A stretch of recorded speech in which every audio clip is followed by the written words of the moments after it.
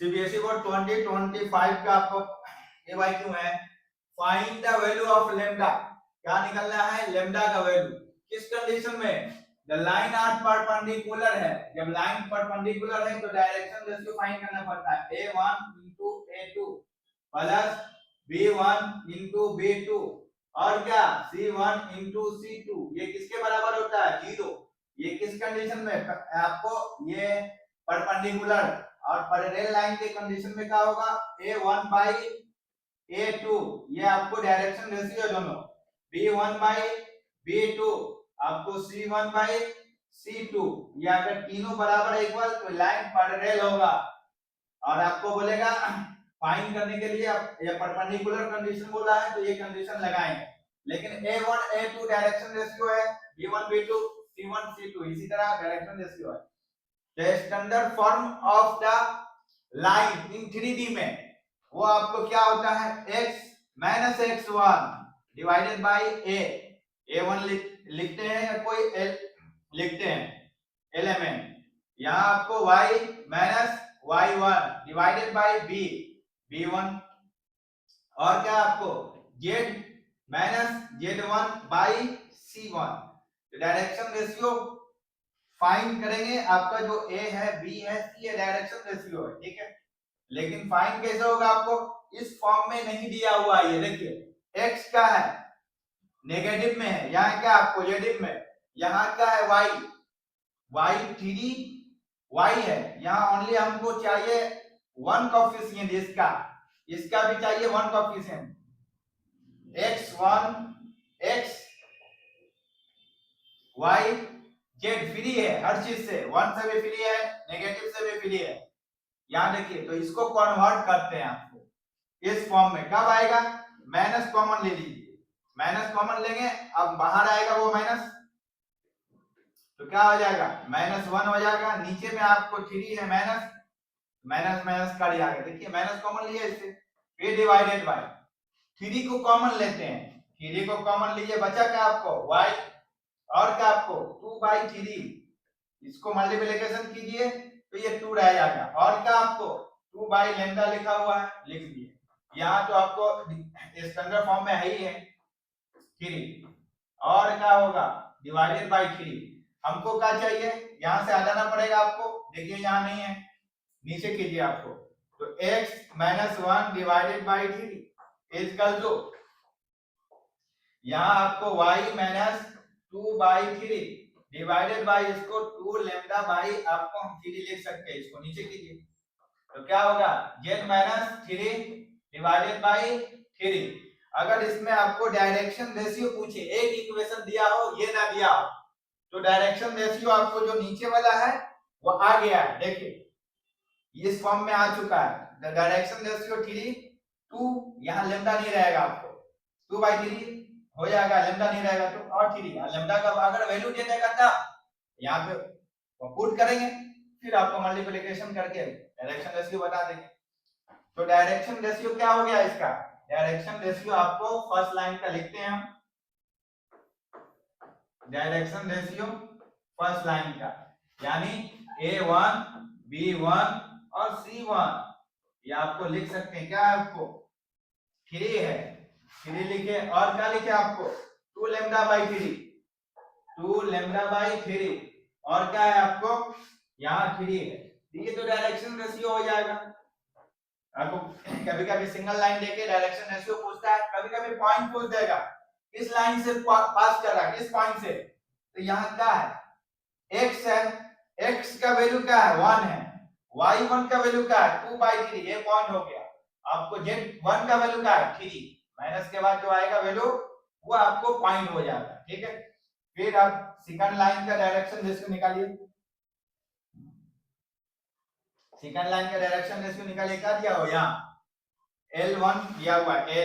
L2 दिया हुआ है, यहाँ क्या हुआ है x minus 1 divided by 3 lambda equal to, यहाँ माइनस कॉमन ले लेते हैं तो वो माइनस नीचे आ जाएगा, माइनस कॉमन लिए -1 आ गया, यहाँ 2 कॉमन लिए फिर 2 तो ऊपर आएगा नहीं, ये 5/2 हो जाएगा, नीचे में क्या है आपका 3 है, फिर देखिए इसको कन्वर्ट करते हैं। अच्छा यहाँ माइनस कॉमन लीजिए तो माइनस ऊपर ही रहने देते हैं, हमको नीचे करना है, यहाँ माइनस, ठीक है। अब इसको ओरिजिनल फॉर्म में हमको कन्वर्ट करना है। देखिए standard form of the line in 3D का इस फॉर्म में कन्वर्ट करना है। अभी आया नहीं है, तू यहाँ ज्यादा है, यहाँ देखिए यहाँ नहीं है, यहाँ के लिए सब आ चुका है, सिर्फ ये नहीं है, यहाँ माइनस से इसको नीचे करना पड़ेगा। 1/3 लैम्डा हो गया equal to y minus 1 by minus 1, और क्या आपको 2 है, यहाँ z है, और माइनस 5/2 है, यहाँ 2 को नीचे कर दीजिए आप। अब हो गया direction ratio of second line का हो गया आपको, यानी A2 B2 और C2 का वैल्यू क्या आ गया आपको 3 लैम्डा माइनस 1 नीचे वाला, और क्या आपको 3/2, देखिए आ चुका है आपको। अगर पूछेगा डायरेक्शन रेशियो लैम्डा का कुछ वैल्यू देगा तो यहाँ पे लिख दीजिएगा, यही डायरेक्शन रेशियो हो गया। पूछेगा कौन पॉइंट से पास कर रहा है तो 1 कीजिएगा, x 1 की जगह कौन सा वैल्यू है 1 है, y 1 के वैल्यू 1 है, z 1 का वैल्यू 2/3 है, पॉइंट भी लिख देते हैं हम। पूछता है ये तो क्या होगा इसका 1 माइनस 1 मत लिखिएगा, माइनस तो है ही है, और क्या है 1 है, और क्या है 5/2। इसमें पूछा तो नहीं है, इसमें पूछा है आपको लैम्डा का वैल्यू, वो लाइन परपेंडिकुलर है, यानी ये आपको यूज करेंगे ये फार्मूला 3D का। अगर परपेंडिकुलर बोलता तो ये वाला है, पैरेलल बोलता तो यहाँ आपको परपेंडिकुलर बोला। अब देखिए A1 का वैल्यू क्या है आपको, A1 और A2 का वैल्यू, A1 का वैल्यू 3 है, 3 लिखते हैं। अब A2 का वैल्यू देखिए, यहाँ 1 है तो 1 लिखते हैं, फिर प्लस दिया हुआ है, प्लस B1 का वैल्यू क्या है 2 लैम्डा/3, 2 लैम्डा/3 लिखे, फिर मल्टीप्लिकेशन कीजिए। B2 का वैल्यू देखिए, B2 का वैल्यू क्या आया आपको, यहाँ 3 लैम्डा, सॉरी यहाँ गलती हो गया, यहाँ इसको पॉइंट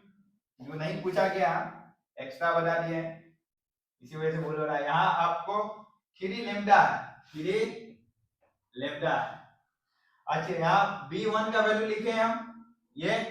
अब लिखना है B2 का वैल्यू, B2 का वैल्यू क्या है आपको -1, तो -1 से मल्टीप्लिकेशन कर दीजिए। अब क्या करना है आपको, प्लस है यहाँ प्लस लिखे, C1 का वैल्यू देखिए ये है आपको, C1 का वैल्यू ये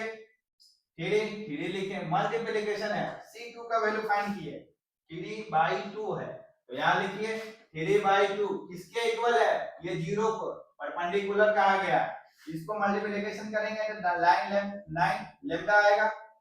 यहाँ प्लस 2 लैम्डा/3 आएगा आपको, यहाँ आपको माइनस आएगा, यहाँ माइनस आएगा, यहाँ minus into minus, minus into plus क्या हो जाएगा माइनस में आ जाएगा आपको, यहाँ आपका माइनस आया, इससे मल्टीप्लिकेशन। फिर आपको यहाँ क्या आ जाएगा 9/2 इक्वल टू 0। हमको पूछा गया क्या लैम्डा का वैल्यू फाइंड करने हैं, लैम्डा को एक साइड दिए बाकी को अलग कर दीजिए आप, इसका एलसीएम लेंगे तो 3 आ जाएगा, 3 9 जा 27 लैम्डा और -2 लैम्डा, इस वैल्यू को इधर किए तो -9/2 आया। और क्या आपको फाइंड करना है, आपको इसको आप सब्ट्रैक्ट कीजिए, 27 लैम्डा है, यहाँ 25 लैम्डा आ जाएगा डिवाइडेड बाई 3 आ जाएगा, और क्या आपको -9 डिवाइडेड बाई 2, हमको लैम्डा को फ्री करना है, ठीक है, इससे क्रॉस मल्टीप्लिकेशन कीजिए तो कितना आ जाएगा, यहाँ -27, फिर इसका मल्टीप्लिकेशन, लैम्डा फ्री हो गया तो ये आपको 50 हो गया, यही लैम्डा का वैल्यू होगा -25/50, ये आपको परपेंडिकुलर का केस है। लेकिन डायरेक्शन रेशियो आपको निकालना पड़ेगा इक्वेशन 1 से इक्वेशन 2 से, और स्टैंडर्ड फॉर्म में कन्वर्ट करने के बाद ही निकलेगा, वरना आपका रॉन्ग हो जाएगा आंसर। स्टैंडर्ड फॉर्म का इक्वेशन ये है। नेक्स्ट